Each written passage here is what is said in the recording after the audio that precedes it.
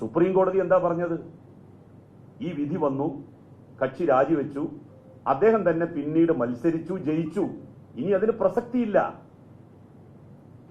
എന്ന് പറഞ്ഞാണ് ആ കാര്യത്തിൽ വിധി പറയാതെ വക്കീൽ പിൻവലിക്കുന്ന സാഹചര്യം ഉണ്ടായത്. ഇതൊരു കൊടും ചതിയാണ്. മുസ്ലിം ലീഗിൽ നിന്ന് പുറത്തുപോയി മൂന്നാം തവണയും മലപ്പുറം ജില്ലയിൽ നിന്ന് ജയിച്ചു വന്ന ഒരാളെ എങ്ങനെയെങ്കിലും നിലംപരിശാക്കാൻ വേണ്ടി നടത്തിയിട്ടുള്ള ഗൂഢാലോചനയായിരുന്നു എനിക്കെതിരായിട്ടുള്ള വിധി. ഫിറോസ് എനിക്കെതിരായിട്ട് കേസ് കൊടുക്കട്ടെ, ജഡ്ജിയെ ചീത്ത പറയാൻ. ഇങ്ങനെയുള്ള തോന്നിയാസം കാണിച്ച ജഡ്ജിയെ ചീത്ത പറയില്ലേ? ഇത് ഞാൻ വെറുതെ അല്ലല്ലോ പറയുന്നത്, ഈ തെളിവില്ലേ? ജാൻസി ജെയിംസ് കേസ് കൊടുക്കട്ടെ എനിക്കെതിരായിട്ട്. സിറിയക് ജോസഫിനെയും ജാൻസി ജെയിംസിനെയും എല്ലാം വെല്ലുവിളിക്കുന്നു. ലീഗ് ഭരിക്കുമ്പോൾ ഹയർ സെക്കൻഡറിയുടെ ഡയറക്ടറാക്കി ഇദ്ദേഹത്തിന്റെ അനിയൻ ജെയിംസ് ജോസഫിനെ വെച്ചത് പോലും ഇതുമായി ബന്ധപ്പെട്ടുള്ള ഡീലിന്റെ ഭാഗമാണ്. ഇങ്ങനെയൊക്കെ ആയാൽ എങ്ങനെയാണ് നമ്മളുടെ നാട്ടിൽ സാധാരണക്കാർക്കും പാവപ്പെട്ട ആളുകൾക്കും പൊതുപ്രവർത്തനം നടത്താൻ വേണ്ടി കഴിയുക? ഇത്തരത്തിലുള്ള സ്വാധീനങ്ങൾ, പണം കൊണ്ട് എല്ലാവരെയും വിലക്ക് വാങ്ങുന്ന ഏർപ്പാട്, അതിനുവേണ്ടി ഇവര്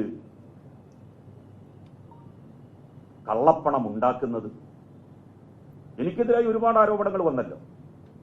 NIA അന്വേഷിച്ചു, കസ്റ്റംസ് അന്വേഷിച്ചു, അതുപോലെ തന്നെ ED അന്വേഷിച്ചു. 1 രൂപ എന്റെ കയ്യിൽ നിന്ന് ഫൈനായിട്ട്, പിഴയായിട്ട് ചുമത്താൻ സാധിച്ചോ ഏതെങ്കിലും ഒരു ഏജൻസിക്ക്? എന്നാൽ ഞാൻ പറയുന്നു, മുസ്ലിം ലീഗിന്റെ പല നേതാക്കൾക്കും ED നോട്ടീസ് അയച്ച് വിളിപ്പിച്ച് അവരെ ചോദ്യം ചെയ്തതിൽ നിന്ന് ലക്ഷക്കണക്കിന് രൂപ, കോടികൾ പിഴയടപ്പിച്ചിട്ടുണ്ട്. ഇല്ല എന്ന് നെഞ്ചത്ത് കൈവച്ചുകൊണ്ട് മുസ്ലിം ലീഗിന്റെ സംസ്ഥാന പ്രസിഡന്റ്, സംസ്ഥാന ജനറൽ സെക്രട്ടറി, ദേശീയ ജനറൽ സെക്രട്ടറി, സംസ്ഥാന ട്രഷറർ ഇവരൊക്കെ പറയുമോ? അവരെയൊക്കെ ED വിളിപ്പിച്ചിട്ടുണ്ടായിരുന്നു, ഇനിയും വിളിപ്പിച്ചിരുന്നു.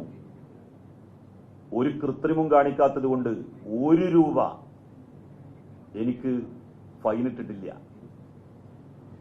എന്നാൽ ഇവരുടെ നേതാക്കൾക്ക് എല്ലാം ഫൈൻ ഇട്ടിട്ടുണ്ട്.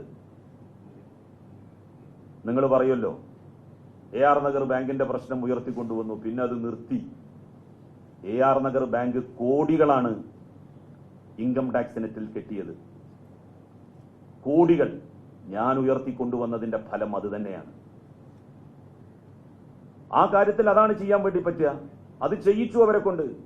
അല്ലെങ്കിൽ AR നഗർ ബാങ്കിന്റെ ആളുകൾ പറയട്ടെ, ഞങ്ങൾ ഒരു പൈസയും പിഴയടച്ചിട്ടില്ല ആർക്കും. ജലീൽ അങ്ങനെ ഒരു പ്രശ്നം പറഞ്ഞു, അത് ഞങ്ങളുടെ ബാങ്കുമായി ബന്ധപ്പെട്ട് തെറ്റാണ് എന്ന് അവർ പറയട്ടെ. പറയുമെങ്കിൽ അടുത്ത നിമിഷം ഞാൻ വിളിക്കും പത്രസമ്മേളനം. അവരൊരു പത്രസമ്മേളനം നടത്തട്ടെ. I challenge dum.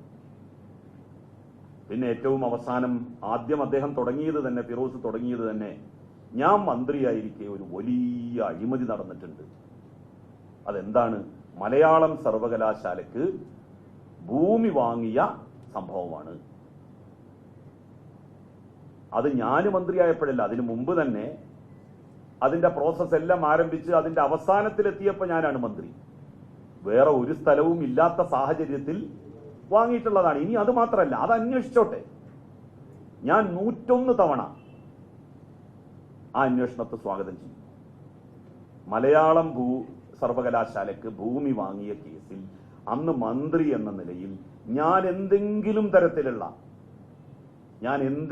തരത്തിലുള്ള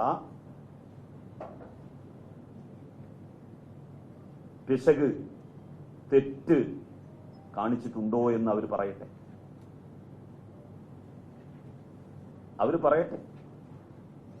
എനിക്കതിൽ ഒരു ഭയവുമില്ല. ലോകത്തിലെ ഏത് ഏജൻസിയെ കൊണ്ട് വേണമെങ്കിലും അന്വേഷിപ്പിക്കാം. ഫിറോസ് പരാതി കൊടുക്കട്ടെ, CBIക്ക് കൊടുക്കട്ടെ, എന്നിട്ട് എനിക്കെതിരായിട്ട് അന്വേഷണം നടക്കട്ടെ. എന്നെ ജയിലിലിട്ട ഓൽക്കായിരിക്കുമല്ലോ അതിൽ വലിയ സന്തോഷം. മുസ്ലിം ലീഗിന്റെ നേതാക്കന്മാരിൽ പലരും ഇന്ന് ജയിലിലാണ്. സാമ്പത്തിക തട്ടിപ്പുമായി ബന്ധപ്പെട്ട കേസ്. മുസ്ലിം യൂത്ത് ലീഗിന്റെ ജില്ലാ ഭാരവാഹി, മലപ്പുറം ജില്ലാ ഭാരവാഹി ടി പി ഹാരിസ്, ജില്ലാ പഞ്ചായത്ത് അംഗം 50 കോടിയാണ് തട്ടിയത്. എന്ത് പറഞ്ഞിട്ടെന്നറിയോ? ഇവന്റെ ഒരു അനുയായിയാണ്, ഫിറോസിന്റെ അനുയായിയാണ് ഈ ടി പി ഹാരിസ്. വളരെ അടുത്ത അനുയായി. അവന്റെ ഉപദേശം യഥാവിധി നടപ്പിലാക്കിയ ആളാണ് ടി പി ഹാരിസ്. അവരുടെ ഫേസ്ബുക്ക് പോസ്റ്റുകൾ പോയിട്ട് നോക്കിയാൽ അറിയാം ഫിറോസും ടി പി ഹാരിസും തമ്മിലുള്ള ബന്ധം. ഈ ടി പി ഹാരിസ് ജയിലിലാണ്, തവനൂർ സെൻട്രൽ ജയിലിലാണ് അദ്ദേഹം. അതുപോലെ തന്നെ കമറുദ്ദീൻ മാസങ്ങൾ ജയിലിലായിരുന്നു. ഇന്നലെയാണ് ഇപ്പോൾ അദ്ദേഹത്തിന് ഏതോ ഒരു കേസിൽ ജാമ്യം കിട്ടിയത്. ജാമ്യം കിട്ടുക, അടുത്ത കേസിൽ വീണ്ടും പോവുക. MLA ആയിരുന്നു, പുറത്താക്കിയോ ലീഗ്? സാമ്പത്തിക തട്ടിപ്പ് മുസ്ലിം ലീഗിൽ പുറത്താക്കലിന് ഒരു മാനദണ്ഡമേ അല്ല എന്നുള്ളത് ലീഗ് കുറെ കാലങ്ങളായിട്ട് തെളിയിച്ചുകൊണ്ടിരിക്കുകയാണ്.